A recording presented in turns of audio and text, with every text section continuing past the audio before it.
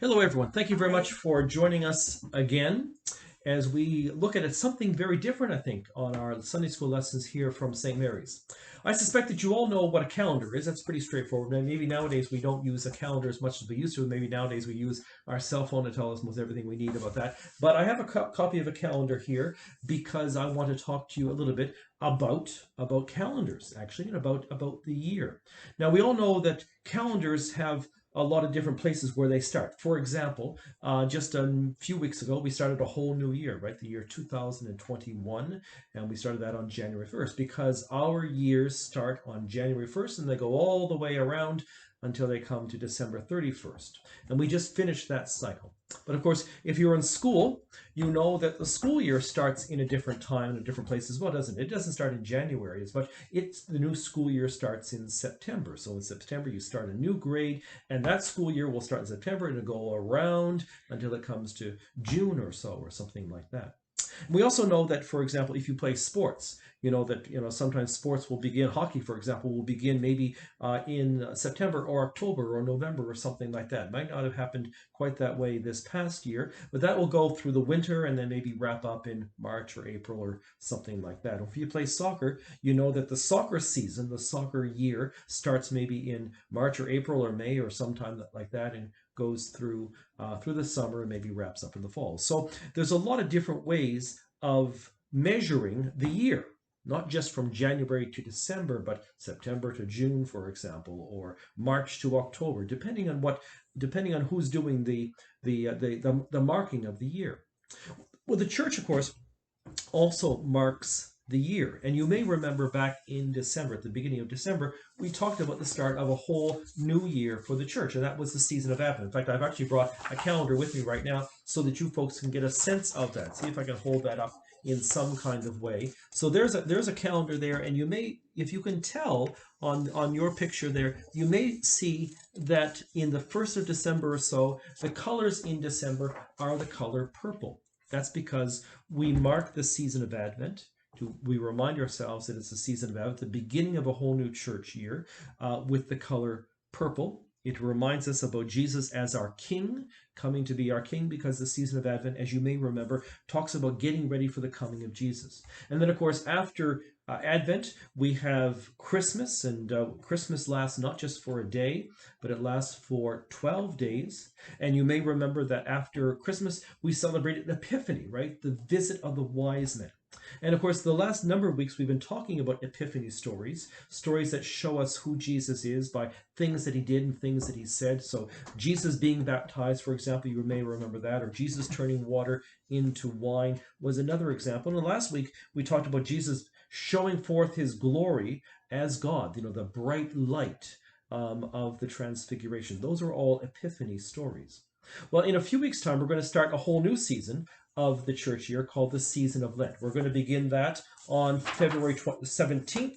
And if I hold that up, you may get a sense of that. That's February 17th. And you may recognize that we go back to the color purple on the 17th of February because our color for Lent is also the color purple. Although for us, the color purple in Lent has to do a little bit more with the sadness we have because of the fact that we all sin, that we don't always do what God asks us to do. And Jesus had to be born for us and had to die for us because of the fact that we don't always do what we're supposed to do. And so the season of Lent is going to start in about 3 weeks' time. But this weekend, we have a series of 3 Sundays that get us ready for the beginning of Lent. And they have wonderful names, but really, really strange names. So this weekend, we celebrate Septuagesima. That's a huge word, Septuagesima. And next week, we celebrate Sexagesima. And the week after, we celebrate Quinquagesima. So as I say, wonderful words, but really sometimes a little hard to be able to pronounce, and even harder, I think, to be able to spell as well. But roughly what they mean is Septua. If you think about the number 7 in French, for example, that tells you a little bit about where maybe the word Septua comes. It means it's roughly, approximately 70 days before Easter Day. And Sexagesima is roughly 60 days before Easter Day, and Quinquagesima is roughly 50 days before Easter Day. So these are the Sundays that we name the Sundays based on roughly how far away it is before we get to Easter Day. So Septuagesima, Sexagesima, Quinquagesima, and then we begin the Sundays of Lent as we move towards Easter Day and the good news, the wonderful news of Jesus rising from the dead. So because we're starting a new part of the church year this weekend, we're moving out of Epiphany into these pre-Lent Sundays, and then Lent will be coming after that. I want us to start another story, a completely different story. And I want us to think about some of the stories that tell us more about Jesus than just the life of Jesus does. In other words, stories that tell us things that led up to why Jesus was born for us. And to do that, we're going to start by talking about one particular person. I want to ask you guys this question. Have you ever been jealous or upset if someone got something that you didn't get?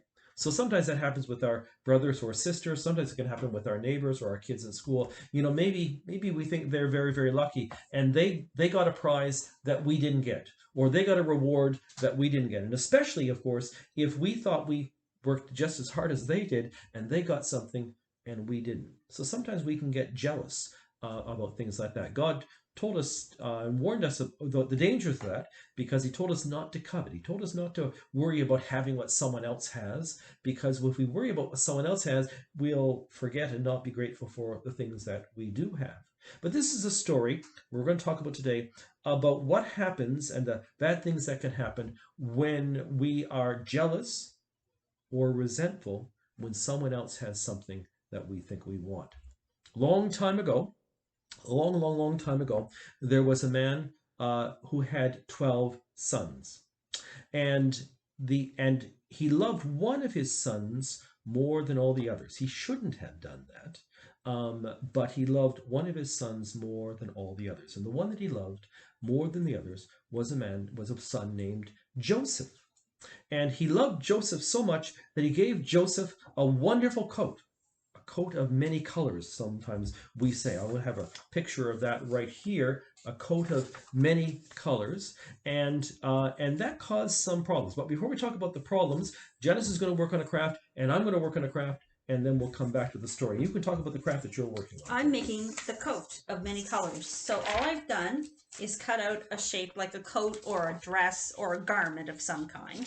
And in this picture here at the bottom, and I believe Father Stockel is going to send this out to you.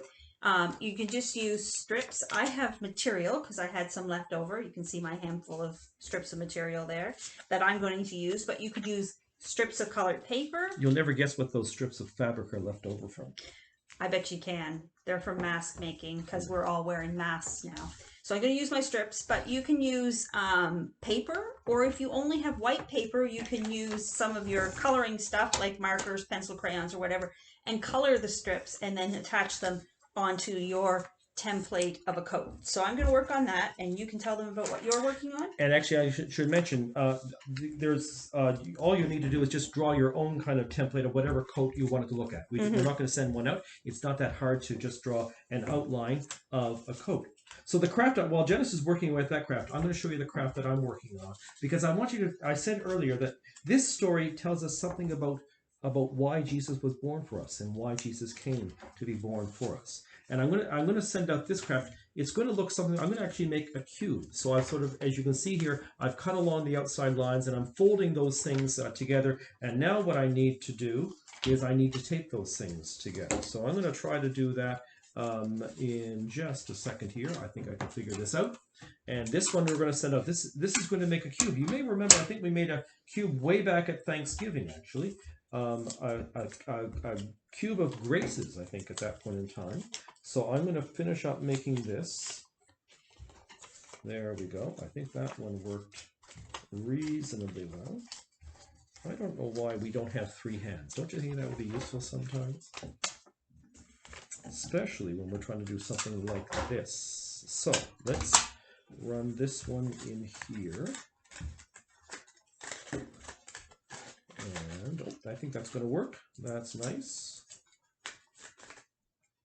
There. And this one I'm going to run over here. I just printed this off on just regular paper. If you have a little heavier paper like cardstock, that would be even better, but it just works on regular paper as well. This one does not want to work as smoothly as I would like it to, but it's going to work okay. How's your coat coming? Coming along. See, I got strips of all kinds of colors. And I'm just trimming the ends. There. Okay. Some more. I could put a little more tape on this in just a moment, but I think I'll start with this. So this is a cube, and the cube is really talking about our relationship with God. Really about the story about God and us. And we'll start with that picture on the cube, and you can sort of see there, you see two people, and you see the sun, you see the mountains, and you see the trees and the grass. And that's a reminder that God created everything. He created the heavens and the earth. We're told at the beginning of the story, God created heavens and earth, and as part of that creation of heaven and earth, God created Adam and Eve. He created people to enjoy the good earth that he had made. But unfortunately, I'll turn it this way, turn the cube over this way. Unfortunately, the people that he created, that means you and me as well, sometimes we don't always do what God asked us to do. Sometimes we don't choose as well as we should choose. And that makes God sad. And of course, it makes us sad as well. And so the next part of the story, though, is that God didn't give up on us, right? If someone has made you sad or someone has disappointed you, sometimes we sort of try to ignore them. We try to forget them. We don't want to speak to them. We don't have anything to do with them. Well, in the end, God always wants to love us, and he wants to be in a relationship with us. And so God started out again by calling certain people to be in relationship with him, to be a special people, to be God's own family. And that's the context in which this story about Joseph and his coat is set. So as I said earlier, and Janice is doing a great job on that coat. I think she's going to be done fairly soon. Joseph was given this beautiful coat by his father because his father loved him more than the others. And that caused some trouble in Joseph's family. And so one day Joseph was sent out by his father to go help his brothers, his 11 brothers. And they were all keeping the animals, keeping the sheep and things like that, doing shepherd kind of business out in the wilderness. And they saw Joseph coming. And of course, they knew it was Joseph because he had this really, really bright, multicolored coat. And they were so jealous and so resentful, so angry that Joseph had been favored by his father and they had not been. And Joseph had been given the coat and they had not been. That they came up with an evil plan, a very bad plan. And the plan was that Joseph was going to, well, they thought the plan was that Joseph would be killed, but that Joseph was sold to be a slave. And so what happened as part of that plan was that Joseph was taken away by force, away from his family, and away from his home, away from his country, and went to live in an entirely different country. And you can imagine, Joseph was not very old. You can imagine how you would feel if someone grabbed you and took you away from your family. Well, that happened to Joseph. And thankfully, that's not the end of the story. Because we are reminded, and Joseph learned this wonderful lesson. I'll hold this picture up again because the thing for us to think about is at the bottom. The Lord, your God, is with you wherever you go. And that was a lesson that Joseph was able to learn because he was taken from his home and he was taken to another country, a country called Egypt. And that might have been an incredibly sad ending to the story. But Joseph discovered that even though he left his home and his family and his country, God had traveled with him. God was with him. And in fact, God had a plan for him. And that God was going to do great things for him and even in the end, great things for his family. But that's for another week and another time.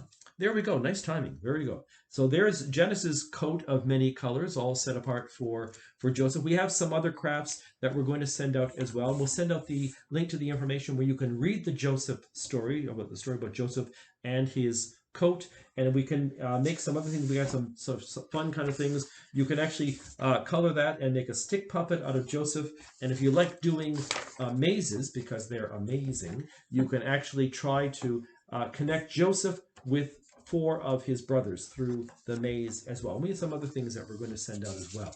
So this is, we're starting a new part of the church year. We're going to start a new story that reminds us, that will eventually remind us of what God is doing for us in his son, Jesus. So we hope you can have fun with those crafts and learn some things as well. And we look forward to seeing you next week when we pick up the story of Joseph. Take care. Bye now. Bye.